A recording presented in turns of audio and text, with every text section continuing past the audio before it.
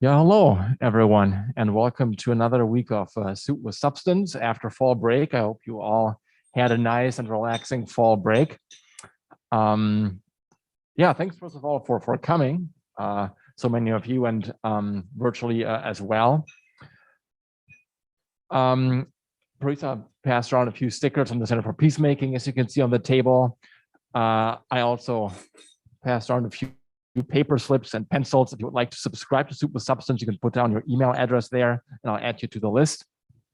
But yeah, that is pretty much it. I'm excited for today's student panel, and I'll hand over to Parisa, who will introduce our speakers today. Thank you.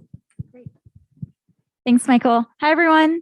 Thanks for coming today. As you all trickle in and grab your soup, we're going to go ahead and get started. We have a lot to get through today, so we're really excited for you all to be with us.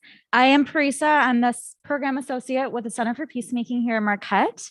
And we have the opportunity today to specifically learn about our summer peacemaking fellowship opportunities.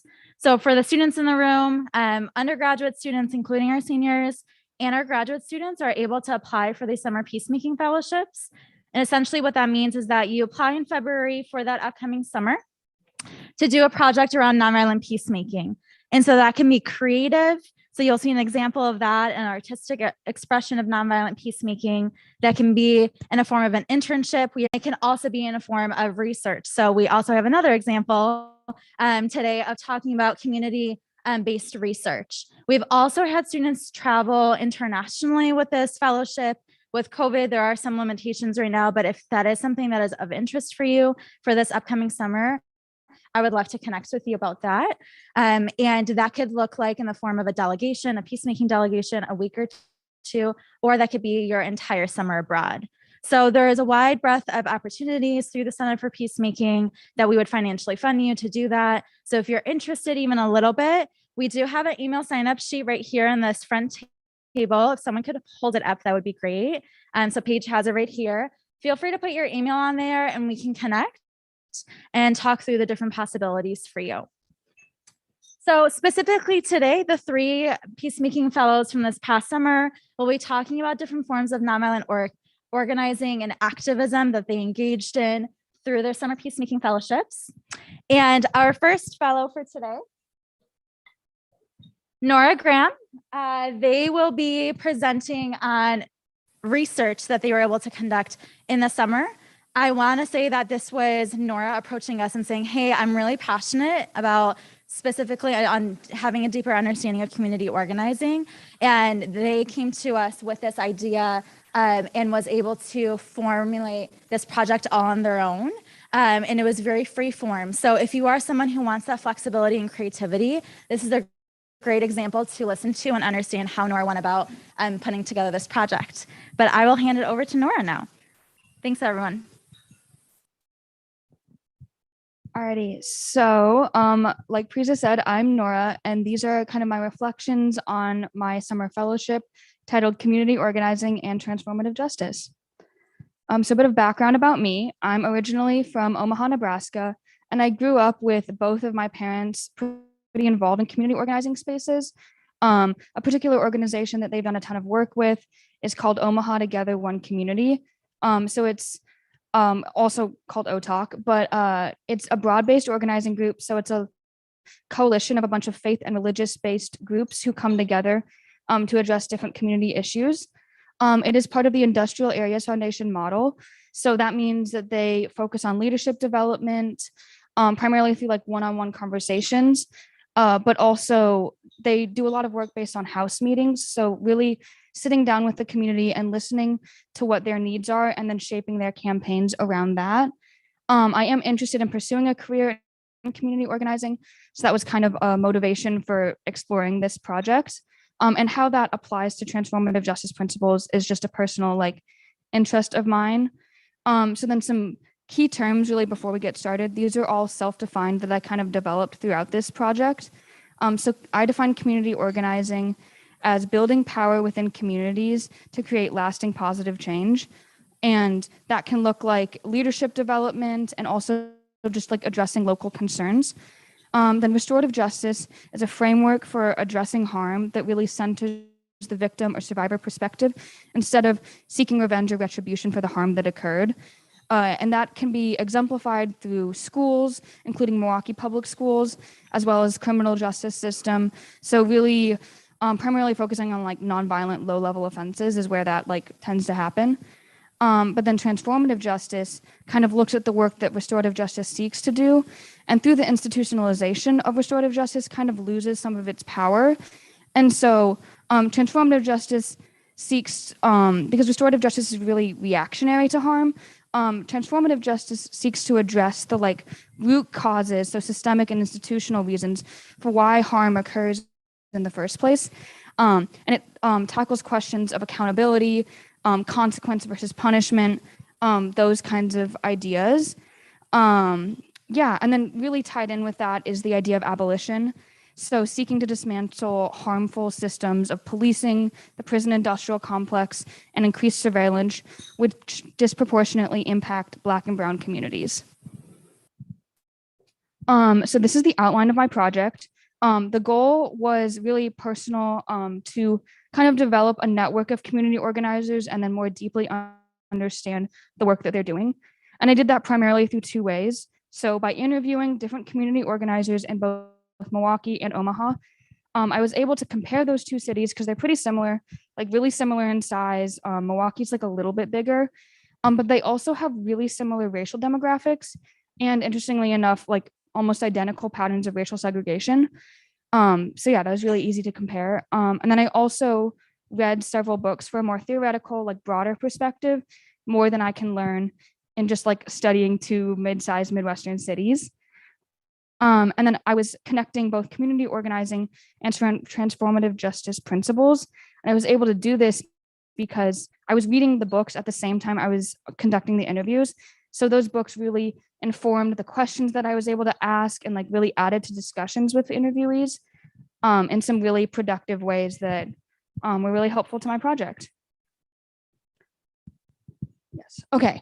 So the top 3 interviewees are all connected with OTAC, that organization that I mentioned at the beginning.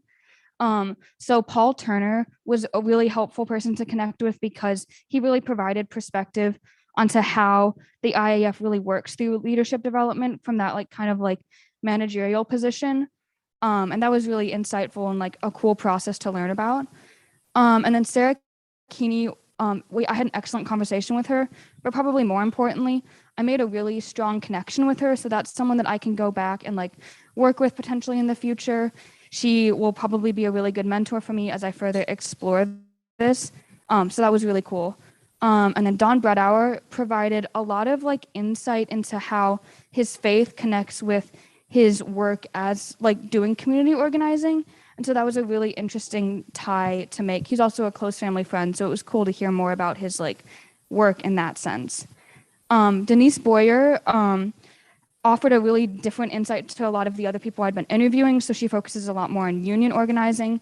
And it was really cool to see like how she was working during COVID, continuing like organizing work and everything, specifically in meatpacking plant working conditions, which is like a huge issue in Omaha right now. So that was really cool to learn about. Ajmal Binden he's always incredible to talk to. I took so much away from that conversation. He doesn't necessarily define himself and his work as a community organizer, but what he's doing to address racial injustice in Omaha and like educating people is definitely doing that work. So I learned so much from him and took away so much from that conversation, that connection that I built up. And then I also talked with Omaha Abolition. They're a group that primarily works via social media, so like educating people on what abolition would actually look like in Omaha. Yeah. So then the Milwaukee interviewees, I was able to meet with Joe and Joyce Elwinger. They had been involved in the civil rights movement, so they actually worked like with Dr. King, and that was incredible to learn about. I love learning about the civil rights movement, and so that was really cool to hear like their stories and everything. And then also they, since leaving Birmingham, have connected with Wisdom, and it was the number of people who at the end of the interview, when I was like, who else should I talk to, told me to talk to Joe and Joyce. Like, it was insane. Like they're very steeped into this work. So that was really cool.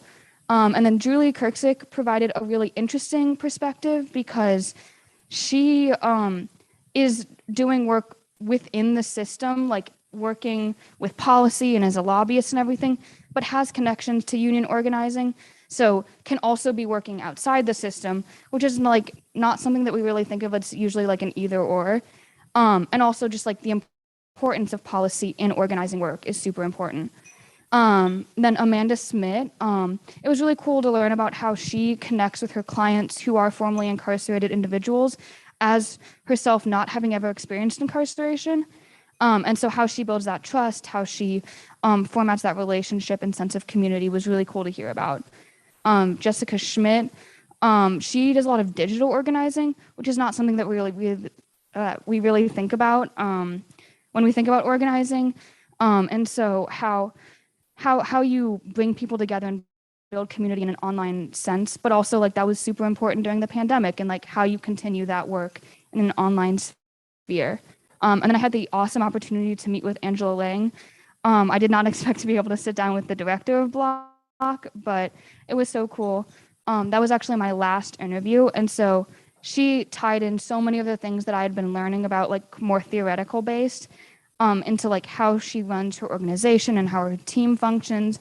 And so I was just so grateful for that connection, and like everything that she was talking about was, yeah, it was so cool. So these are some of my takeaways. Like I mentioned earlier, they're really similar cities. There's similar work being done in both places, but they're also like meeting the direct community needs. So that's like a huge difference. And kind of going off of that, the Omaha interviewees were definitely more limited in scope because they were pretty much all found through personal connections. I knew them in some way before these interviews. And so that definitely limited like who I was talking to. And it was definitely a much less like racially diverse group, but also less diverse in other ways. So then on the flip side, I was able to go to the Milwaukee interviewees with a more like objective perspective and really see like, oh, these organizations are doing really different work. That's why I want to connect with them. And so that was really interesting, and it really created a more diverse like perspective on like how organizing functions. All of them use transformative justice principles in their work. They just don't use that language to describe it. So some examples of that, everyone talked about listening to the community, and that's how they're framing their work. Like what does the community actually want us to do? They're always working to like empower people to speak up for themselves. So not doing all the work for a community, like give people the tools to do that work for themselves. And a really interesting application was how they maintain a healthy workplace culture. So that looks like a variety of different things, but can include having a therapist on staff to like talk through like what are people seeing, what are they working through. And also Angela was talking about how at Block they've moved to a 4-day work week and how they are using that to like care for their team members and everything. So it was really, really interesting to see those applications. And then these are the 4 books that I read in the order that I actually read them.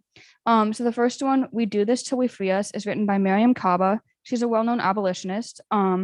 Actually, her writing is what really introduced me to these ideas and like transformative justice principles. So I was like, of course, I'm including her work in this project. So it was a collection of essays and interviews really exploring abolition, liberation, what that means in organizing spaces. Really cool, like especially foundational work. And then I read about Ella Baker, kind of framing her as a community organizer of the civil rights movement. That was actually a figure I hadn't really heard about. And so it was really cool to hear about her work and how she really like used grassroots mobilization in all the organizations she was working with. So through her work at the NAACP with like a more bureaucratic structure, then the SCLC, where it was like really hierarchical, and how she tried to like work with that. And then how she really thrived with SNCC to really motivate students to add in that like grassroots aspect to their like direct action campaigns and like voting campaigns and everything. And then No Shortcuts was really cool because it examines the like shift from like traditional organizing practices. So like talking about like mining, factories, meatpacking plants, that kind of thing, what we traditionally think of, to more like care-centered work. So other people experience exploitative labor practices too. So teachers, hospitals, nursing homes, they there's people directly impacted if they go on strike. Like there's lives that are affected by that. And so it's a really different framework to go in and ask someone to walk off the job. So there's new tactics that are needed. And so it also goes into how community organizing like really functions in organizing circles. So like how do you have that conversation like to convince someone to walk off the job? How do you examine power dynamics? How do you how do you do that? Like that's an important question that this book really helped address. And then the final book I read was Unapologetic by Charlene Carruthers. She's the founder of BYP 100. And so that was really cool and like a really helpful book to read last because she was trained with the IAF model of organizing. And so literally applies all of that training to her work in a Black liberation movement. And so that was really incredible to end with. I cannot recommend these books highly enough. I love all of them so much. So my overall takeaways for my project, it was really challenging to like network with people, especially people that I don't already know. So I had to, throughout the project, like find strategies to like really reach out to people. And then I learned a ton of different theories and models of community organizing and how it's applied. So I hadn't really made the connection between organizing and movement spaces. And so that was really cool to see that play out. Community organizing is a super powerful practice of nonviolence and especially active peacemaking. Everyone that I talk to is applying these ideas that like you learn about in your peace studies classes to their work. And so that was really an awesome connection to make. And kind of related to that, I've been able to apply like everything I learned in my fellowship and like all my classes. Like it really like will add to discussion and like my understanding of the material. And also I've applied it to my personal life, like conflict management. I'm sure my friends are tired of me talking about accountability and stuff like that. So it's really like definitely been able to apply that work. And then probably my overall takeaway is that I'm interested in working with the IAF model.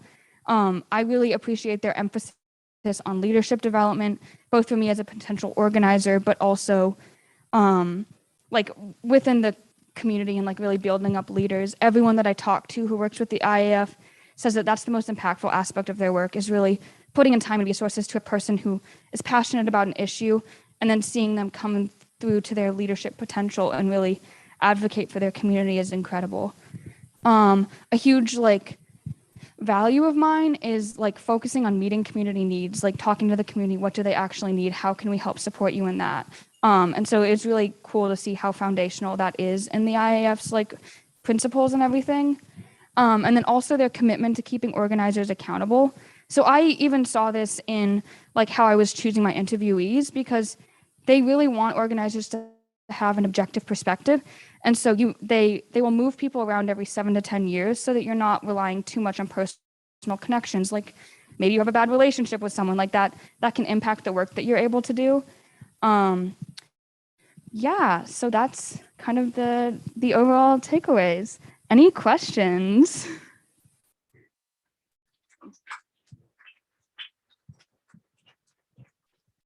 And if you do have a question, I can bring the mic to you so those online can hear. Time for one question. Hey, Nora. Hi, Nora. Hi, Ceci. I think this is a dope research and presentation. So my question is, with all the information that you learned and also being a student here, how does that play out specifically with your life as a student and also like navigating spaces here? But also one of the things that you pointed out was that, you know, you with organizing in Milwaukee, you are an observer, you know, coming in, right? So being a student here, sometimes you also have to observe certain things, but then also how does the language of like abolition, you know, or organizing through like an abolitionist lens play out at a university when a lot of times words like that are politically charged and pseudo-sensitive? Yeah, I would definitely say my work at the Center for Community Service is a huge role in how I like apply a lot of this. And like we have so many spaces of like reflection where we can really think through this, and like that is definitely a space that we can talk about like abolition, what does transformative justice mean, like these kinds of ideas. And I would also say, like, in my peace studies classes, like really challenging like myself, my peers, my professors to like include this like content, and also like how, like, more than just like educating ourselves, like how are we taking that into action, and everything. So I would say that like definitely CCS is like a huge role in this, and I wouldn't like be at this point to be like exploring all of these ideas without like CCS and all of them. Awesome. Thank you so much, Nora. We can give them another round of applause. Awesome. So next we have Lexi. And so Lexi's a great example of an internship opportunity that students can do. So the Center for Peacemaking already has a number of organizations that we are in partnership with, both in the city of Milwaukee and in Chicago. So if students are interested in exploring those opportunities, we would love to connect with you. But Lexi actually came to us and said, hey, I found this internship that I'm really excited about. And so we worked with her to make this a possibility for the summer. So if there are students in the room who are also kind of in that boat, if there's a field that you want to further explore, and come to us and share some of your ideas, we would love to connect with you. So I will turn it over to Lexi to share about her experience at her internship this summer. Hi, everyone. My name is Lexi Harwick. I'm a senior here at Marquette. I'm studying social welfare and justice and psychology. And then my minors are peace studies and law and society. So before I begin, I just want to give out a trigger warning. So the presentation will include topics of abuse, domestic violence, sexual assault, and restraining orders. So self-care is always encouraged while discussing these difficult subjects. Feel free to leave the room or log off at any point. Okay, so my summer internship was completed at New Horizons. It's based in La Crosse and Trempealeau counties. So I got connected with New Horizons because I attended high school in La Crosse County. I had always heard of it. It was a service site. We were required to do service hours. I had just never actually attended it. When you're 17 years old, this might not be a topic that you think will affect you currently in your life, and hopefully not ever. So I had taken a couple courses that discussed family law, and I was really interested in how people who fall in love fall out of love, and how that can get really messy really quickly. So I was interested also in systems of oppression, especially structures in place that maintain oppression. And I had reached out to New Horizons and connected with the Center for Peacemaking to make this internship possible. So if you don't know where La Crosse is, it's, I guess, a little north of Milwaukee West. It's right on the Mississippi River. So you just drive just across the bridge and you're in Minnesota. So New Horizons has a shelter, an outreach center in La Crosse, and then they have just an outreach center in Trempealeau County, also pictured on that map. So the mission of New Horizons is to provide safety and services to those who have experienced abuse so that they can make decisions about their lives in a supportive, non-judgmental, and empowering atmosphere. I definitely saw this mission lived out under my supervisor, pictured here, Roseanne Northwood. Roseanne is an attorney. She went to Mitchell Hamlin, and she has worked in tribal court as well as family law. So she's actually employed by End Abuse Wisconsin, and her site is at New Horizons. A lot of the work she does is to people who can't afford attorneys, or she will subsidize costs for the attorneys. And my role was client intake, helping clients fill out restraining orders. There's a lot of legal jargon that goes on with people just trying to keep themselves safe. So then my area of focus was domestic and sexual abuse. However, I did also work with community outreach as well as anti-human trafficking advocates. So I did a research project in addition to completing the internship. The internship lasted all summer. The research project probably lasted 2 months out of the summer. So before working with clients, survivors, I had to complete 40 hours of advocacy training.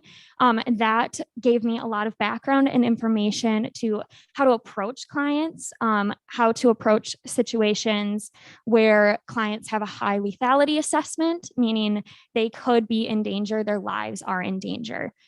So I interviewed 5 of the 8 advocates at the La Crosse location.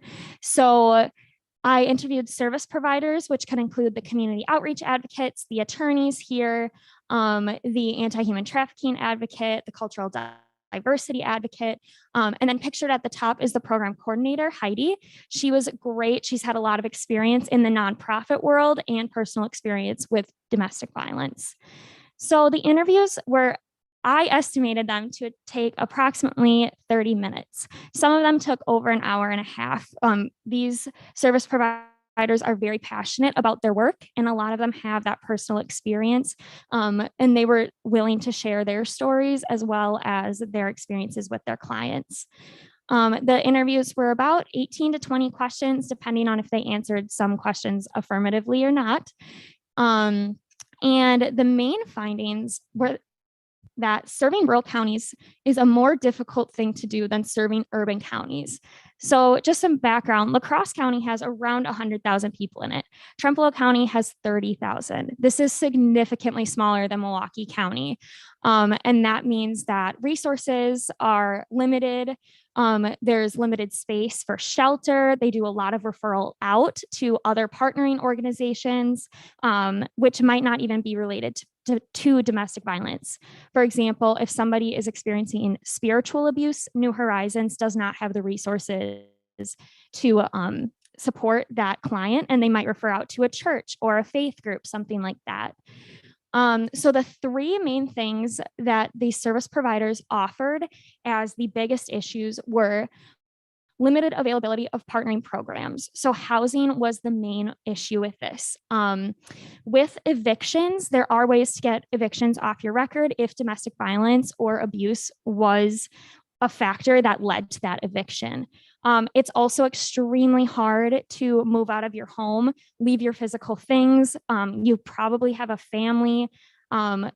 Sometimes abusers will use pets to get survivors to come back to them or manipulate their actions. So housing was a huge setback, as well as transportation. So the county offers bus passes if domestic violence is present within a relationship. However, these bus passes might not always last for the full year. They might be limited on funds. It's not a guarantee that you will be able to use that bus pass for the rest of your life. So what New Horizons does is supplements with quick trip gas cards or ride shares, things like that. However, those are limited. There is limited availability of those resources due to funding. So the second issue was issues with staffing. Again, funding. Resource advocates were very candid. They are underpaid. So Roseanne obviously has her JD, and her salary was unlike anything I've heard of for an attorney. It was surprising, as well as resource advocates were only paid $15.75 an hour. That can lead to a great deal of turnover as well as fatigue. So I interviewed the full-time service providers. In addition to the 8 full-time service providers, they have many part-time students. And a lot of those students come from the University of Wisconsin-La Crosse, from Viterbo, from Western Technical College. And so the students are looking to get that experience, and then they're looking to move on to their next big thing. And that leads to a lot of turnover in addition to fatigue for the full-time staff. And fatigue can come in the form of working overtime and maybe you're not getting compensated for it, but it can also come in the form of compassion fatigue. This can include secondary trauma, or hearing other people's stories can start to influence your own story. The last thing was confidentiality. And this is probably the most important thing. When you are in a lethal situation and your identity is at stake, that can compromise the actions you take. And it can compromise your family situation. It can also compromise the services you receive. So a lot of the clients we worked with do not have that funding available to pay for an attorney, to leave and find a new apartment, things such as those. So if you're working with a service provider and then you see them at the grocery store in that small town, everybody knows who you're working with. New Horizons also has company vehicles. So if there were home visits that are occurring, everybody can see that New Horizons is parked outside your home. A big thing with that as well is people who work with New Horizons are often working with other nonprofit organizations, trying to get that wraparound support that New Horizons sometimes can't offer because of its rural location. So that second picture there is a power and control wheel. If you've had any peace studies courses, you might have seen this before, especially regarding physical violence and sexual violence. So I just wanted to highlight the economic abuse piece, because I think that's sometimes things people don't realize counts as domestic abuse. So physical abuse is very visible, right? You'll have bruises, there's scars, there's trauma responses such as shaking or your posture, withdrawing in on yourself. That economic abuse is sometimes very invisible. So we have worked with clients, and when you are trying to get a restraining order, you have to fill out who it's against, what they look like, how you know them, why you want one.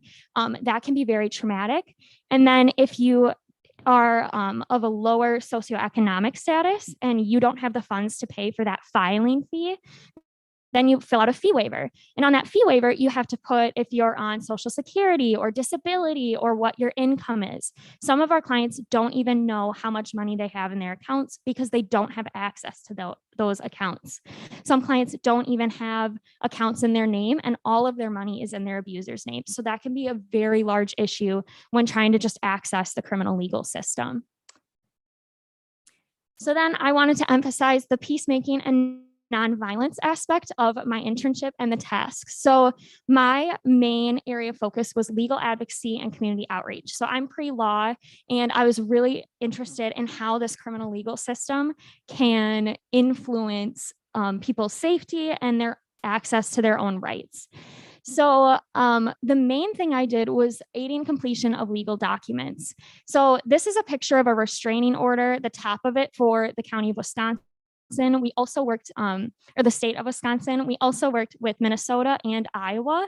So New Horizons is the only shelter within a 65-mile radius. It has 10 rooms, and that's for families as well as individuals. And those fill up very quickly. And that leaves a lot of people susceptible to physical harm and emotional harm in that way. So this restraining order, I don't know if you can all read it. You need the sex, the race, the date of birth, the height, the weight of your abuser. Just filling out those things can be very traumatic. As well as underneath that, you fill out your statement or your story, and then you'll have a hearing. And the hearing is with the family court commissioner. We were in the process this summer of transitioning back to in-person. So some of the hearings I attended, I was that victim witness advocate, and those were over Zoom. And some of the hearings I attended were in person. I would say that from my observations, Zoom is actually better for the victim because they're not in person. They're not looking at their abuser, and they don't have to listen to their abuser. They can turn off their camera if they are feeling overwhelmed. After they give their statement, they can exit and go back to the waiting room. So those are things that COVID actually benefited survivors.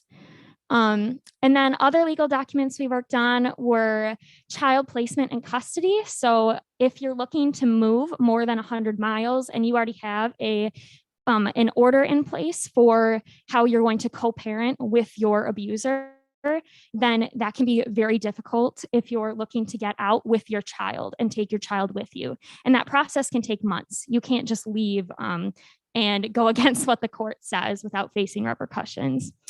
So another thing we did were contempt. So if abusers withheld children from the survivor or the client that we were working with, they can be in contempt. And so filling out those documents, and also just dealing with police in general. So when you call police, the La Crosse County sends 2 police officers to the scene. That is because domestic violence situations, where someone receives a domestic, they are the most lethal situations in La Crosse County for police to attend.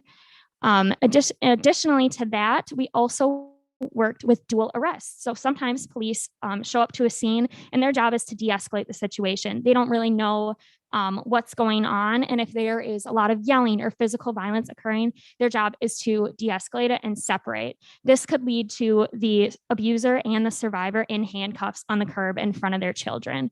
So one of the things we worked with is getting no contacts in place, as well as getting our clients out of jail because they were both arrested in the situation.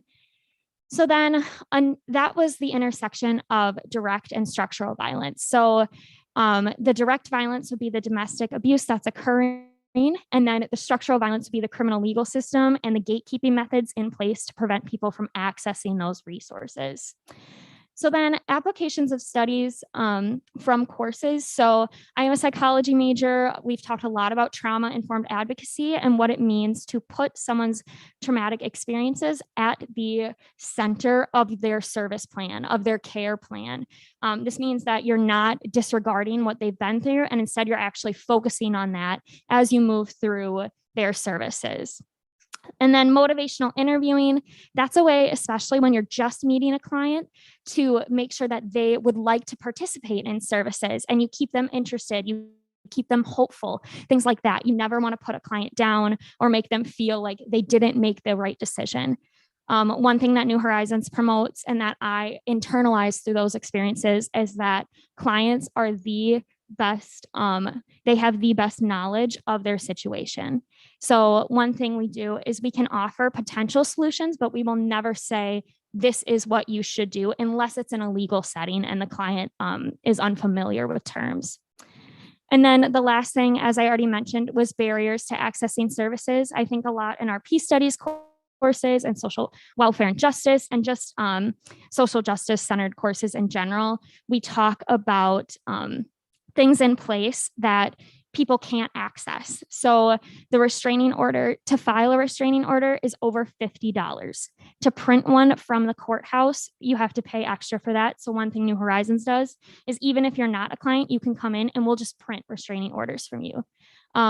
So to access PDF versions, clients need computers or an iPad, something like that. They need an email if they need to send it to a friend. And a lot of times when you're experiencing domestic abuse, isolation is one of the first steps. So you might not have that support network that you can email this to and then fill it out together. You might not have a car to drop it off at the courthouse. You might not have a bus pass to get to the courthouse, things like that. So those are huge barriers that New Horizons tries to overcome. All right, so then my reflections. This internship I'm extremely grateful for. It reshaped my idea of my home community. I went into the internship thinking that I would be filling out legal paperwork and then from 9 to 5, and then I'd go home and I'd keep working on my summer courses. That was not the case. I found myself getting very invested in my clients' experiences, following them through the end of their case, besides just once they drop off paperwork at the courthouse. I did not think New Horizons would be as needed as it was. And not only was it as needed, it needs more. So that reshaped my entire idea of La Crosse. And also Trempealeau County, my surrounding county. I pass through that county sometimes on my way to Milwaukee. And now when I pass through every single time, I can't help but think of the clients that I've worked with. Another thing was forming genuine connections with community partners and with the program participants. So Roseanne Northwood is pictured there with the mayor of La Crosse. So I have got to work with the family court commissioner, someone I never would have been able to work with had I not had this opportunity, as well as Roseanne. We also partner with HUD as well as End Abuse Wisconsin. We work a lot with social security, as well as Disability Wisconsin, disability rights, because a lot of times survivors of abuse are not only experiencing domestic violence, but there'll be other things on top of that. And a lot of that is due to socioeconomic status. And then engaging with underserved and silenced populations. So I was able, in my time in 3 months, I had worked with people I knew, and they came into New Horizons, and I never, ever would have known what they were going through. Obviously, that's a dual relationship. So you have to remove yourself from the situation. You can't work on their case, but just seeing them walk through that door can be very, very enlightening. And it really builds to your own perspective that you never know what somebody's going through. And not only do you not know what somebody's going through, but you don't know what help they need. And a lot of those times they're silenced. So they're asking for help and they're not receiving that help because of financial reasons or structural barriers. And then the last thing is my personal connection. So I'm a member of Greek Life. I'm an Alpha Chi Omega, and our philanthropy is domestic violence awareness. So a lot of times we're fundraising money, like we just had a Qdoba fundraiser, things like that. So it's one thing to take that money, give it to the Milwaukee Women's Center, and it's another thing to see where that money goes and who that money helps. So that was just very enlightening for me, and it's become a huge passion of mine to continue engaging with this population. So my senior thesis is actually on family law in Australia and Milwaukee.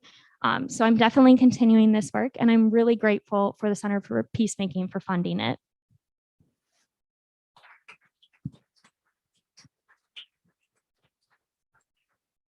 Thank you, Lexi. We have time for one question.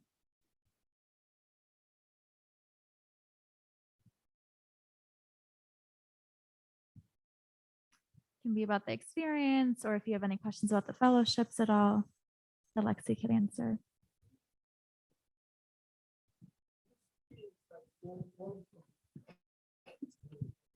I'm just curious, just like what was the demographic of people you worked with? So race, gender, if you could speak a little bit on that. Absolutely. I would say gender overwhelmingly, women, people who identified as women were the predominant gender category, as well as race. So lacrosse is over 80% white. A lot of the people that looked for services at New Horizons were not. And this is because language barriers could be another thing. So we have translators at New Horizons. So people who speak Hmong is a huge barrier in the criminal legal system. They have people who speak Spanish ready on hand, ready to translate at those hearings. That's not the case for other languages. So that is something the cultural and diversity advocate would work with. And a lot of times, if Roseanne and I were working with them, they'd also be seeing the cultural and diversity advocate. So I would say it's the racial minorities were overrepresented in the work. And that could be for a variety of reasons, but I would say that language barrier is the primary one.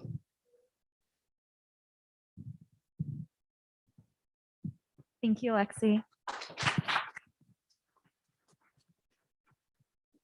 All right, so our last presentation for today, Paige, another Peace Studies student at Marquette, is more of a creative art project. So the pieces are up here for those who are in person today that you can take a look at after this presentation. But this is one of the many examples of how students can be creative. Paige chose to do some drawing pieces. We've had photo exhibits in the past, some digital media artwork. So if there's anybody in the room who would be interested in that form, we can also discuss that opportunity with you. Paige, I'll let you take it away. Hi, my name is Paige Stoeffler. I am a junior and I am majoring in peace studies, and I'm double minoring in theology and religion and social welfare and justice. So I have connections with the Center for Peacemaking already. I used to work there.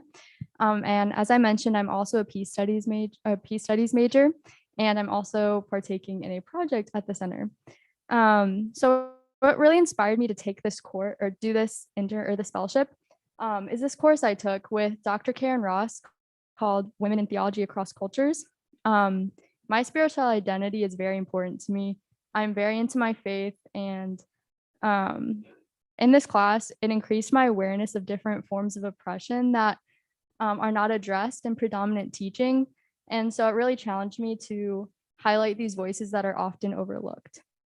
And I believe that art is a very vulnerable and personal outlet, and that's why I chose to do this in this format. It's also very permanent. It's physically on paper, so it's going to be there. But the interpretations and the ideas that people can take from art can change over time, and to me, that's very empowering. This is to visibly portray the stories of the different diverse women in scripture, whose voices are often marginalized, and relate these stories to themes of sexism, racism, and violence against women, or others who may find a personal resonance with these stories. And it's also a physical reminder display of the voices that we shouldn't overlook, both in religious teaching and in society as a whole. And so, as I mentioned, my goal in this was to create an exhibit that physically displays these stories. And this began with research. And so I used a lot of the course material that Dr. Ross had provided in her teaching. And I also had to find some mentors to kind of guide me through this process. So I had a research mentor who was Dr. Ross, as I knew she had experience with the material. And I also had an art mentor just to challenge me to do my best work and really encourage me to go beyond what I might have thought originally. After that, I made up a game plan of the pieces that I had in mind and how I wanted to portray these stories in a way that I interpreted them. That's another important thing about art, is this role of interpretation. This is just how I interpreted these stories, and even my interpretation may come across differently to other people who are encountering this. And I just think that's another essential aspect of this fellowship. And then after I had my game plan, I collected the materials that I needed to create these pieces in different mediums. And once I had those, I was able to create the actual pieces itself. And I just wanted to note as well that there's sensitive material in these stories. So if anyone's feeling uncomfortable at any time, as emphasized before, it's very important to self-care. And if you need to step away, feel free to do so. For my first piece, I'm focusing on Dinah, and I listed the biblical scriptures in the slides as well. I'm just going to give a brief overview to be conscientious of your guys' time. So in the story, Dinah, she was victimized by another individual, and in the story, she was sexually assaulted. And something to note about the story that really stood out to me is that her voice and her feelings were not acknowledged in the scripture itself. It focused more on her brother's reaction to the event. And to me, this felt like a further victimization. And as she wasn't able to have that control of her life and how the consequences played out after this. So I just decided to portray her as pictured here. I used charcoal for this piece. And I just wanted to emphasize how this empowerment was kind of taken from her rather than given to her by taking away that choice on how she wanted to proceed with this event that happened to her. With Tamar, I wanted to emphasize this is the widow Tamar. There are two in the scripture. And in this story, she was a widow. She was promised by Judah to be married to his oldest son, whom passed away. And this was very important to note because in this time, there were laws in place that if you got pregnant and had a baby, you were socially secure and financially secure in having that inheritance. And so that promise from Judah was very important. It was a means for her livelihood and her protection. And so after the first son died, Judah then said that she could marry his second son. He also died, and so that was another risk to her well-being. With his third son, she was promised to marry him as well, but Judah was now concerned now that it was her fault that for some reason that his sons were dying, and so he was more hesitant And when Tamar realized that she wasn't going to receive this promise that he had made, she took matters into her own hands, and she dressed up as a prostitute and put on the veil. And she took the matter into her own hands and was able to get pregnant by Judah.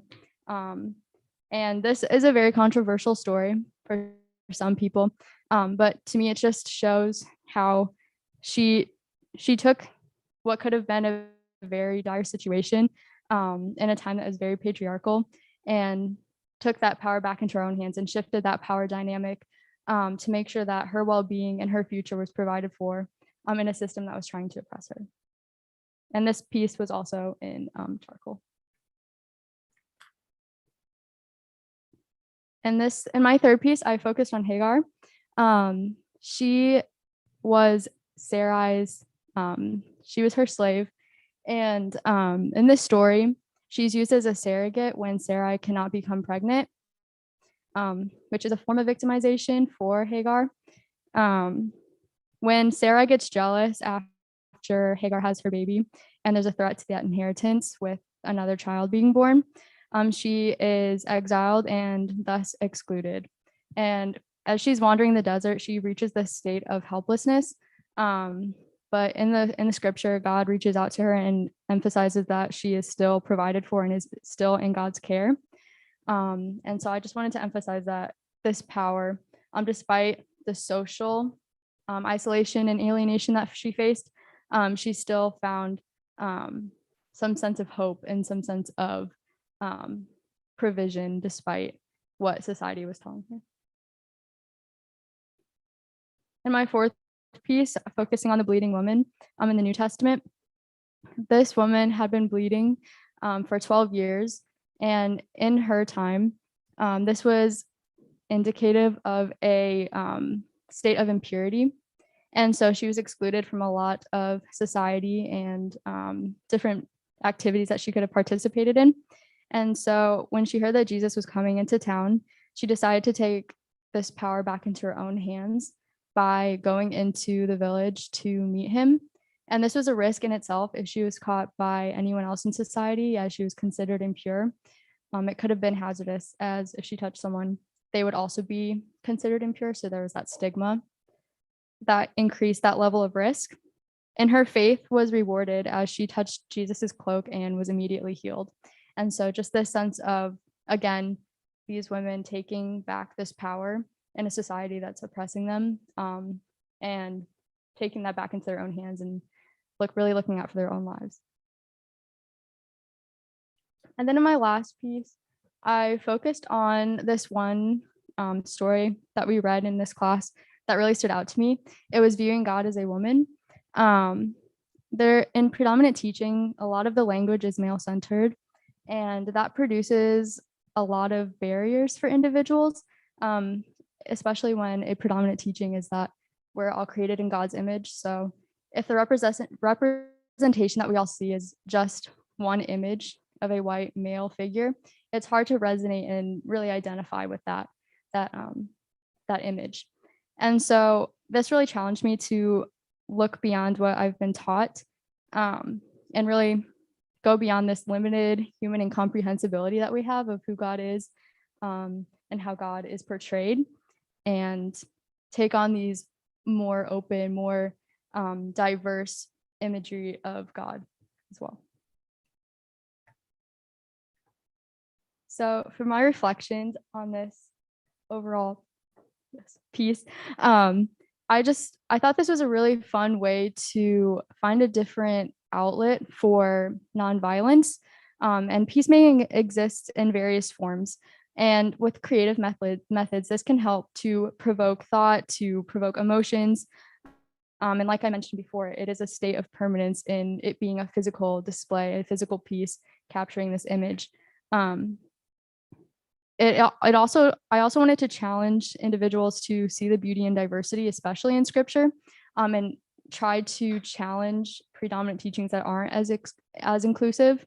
And it's often portrayed in patriarchal forms with very little diversity, which is an inaccurate representation, especially of the historical context of the times.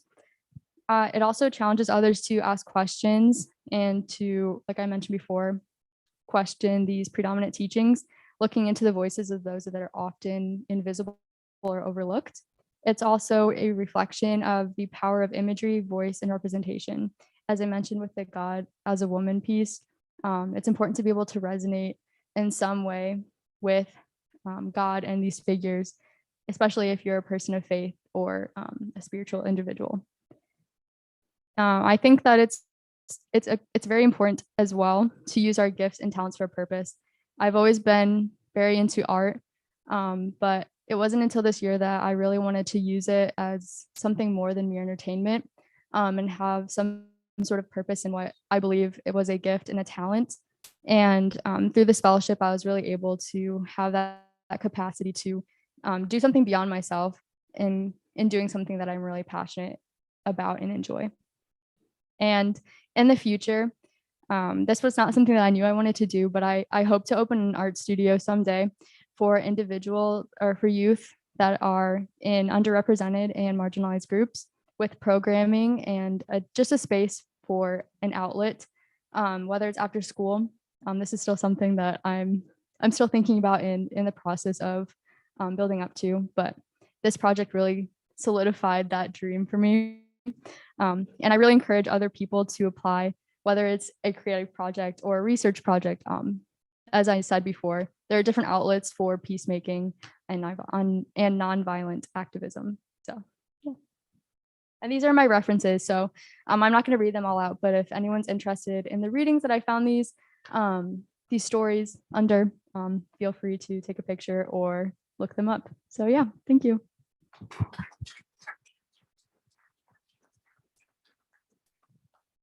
Thank you, Paige. And I encourage you all to come up and look at her artwork.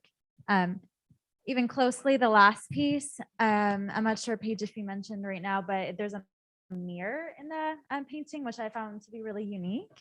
And so I'm just very impressed. So great work, Paige. Does anybody have any questions? We have time for one question. Yeah.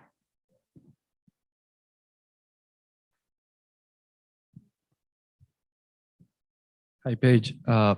Love the presentation, love the work. My question is with the mentorship. I was interested with your artist mentor. How did that work? Did you go up to them and say, this is a draft I have, or can you describe a little bit about that mentorship process with the art? Yes.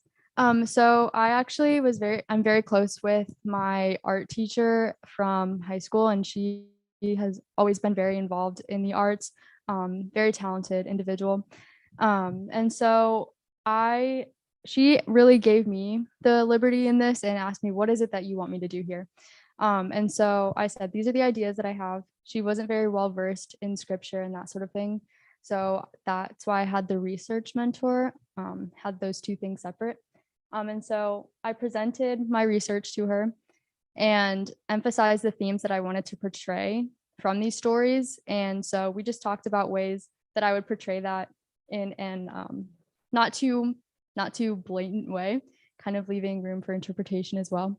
And so after I came up with kind of a sketch, I would show that to her. She would say, well, maybe you should do less of that and more of this. But ultimately it was up to me. And she just said, this is your project. I want you to feel as related and as personal to it as you can. But it was just kind of a rough draft and overlooking kind of process. But. Awesome. Thanks again, Paige.